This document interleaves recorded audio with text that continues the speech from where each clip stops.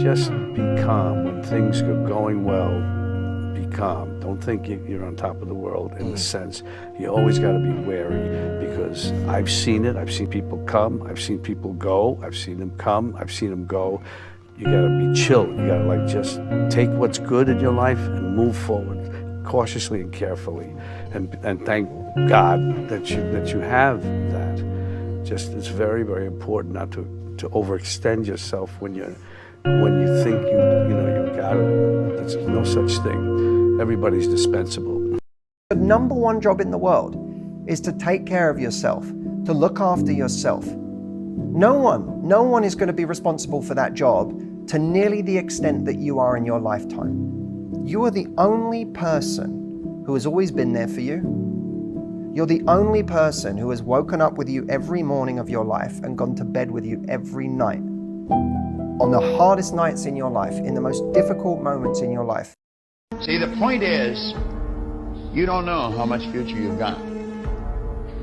What's gone is gone. There's absolutely nothing you can do about it. Some of you have had divorces. Some of you have probably had bankruptcies. Some of you have had terrible things happen in the past. But what's gone is gone. It's in the past. And to spend your time focusing on the past is to spend the only thing that you've got, and that's what's right here, right now, because the sand never stops running.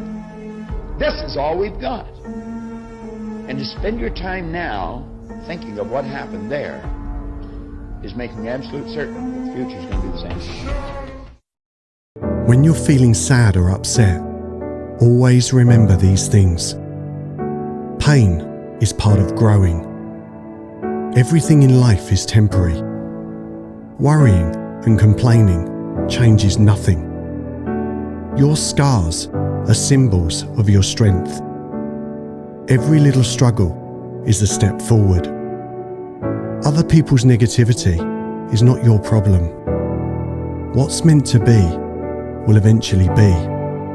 And the best thing you can do is always keep going.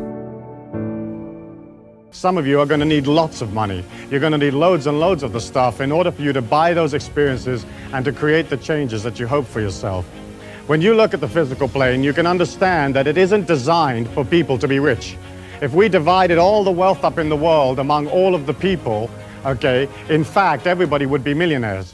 But the system is so designed that a few people have the wealth and the rest of the people do not have the wealth.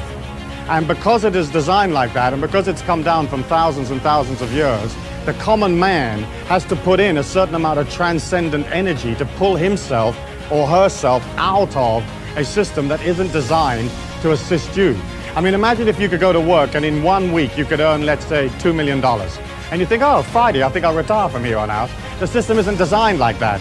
The way that the system is designed is that if you work really, really hard, it will spit out just enough cash to keep you just above what I call the revolution level. You know, where you're not out in the street tearing the system apart, but they've fed you just enough to keep you going so that you don't blow away the system.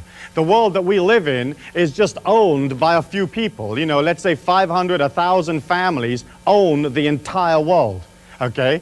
And they also own the governments, they own the societies, they own the banking systems, they own all the financial institutions. They dictate what interest you'll pay, how much rent you'll pay, what mortgage terms you'll receive, you know, what your car payments are. They decide everything for you.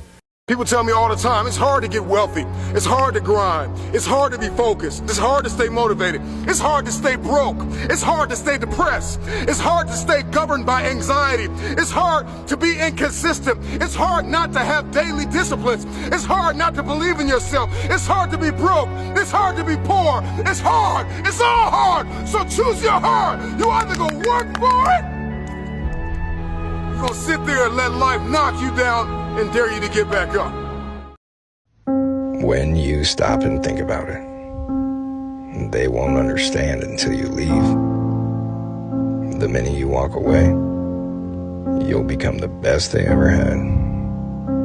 It's crazy how loss triggers love.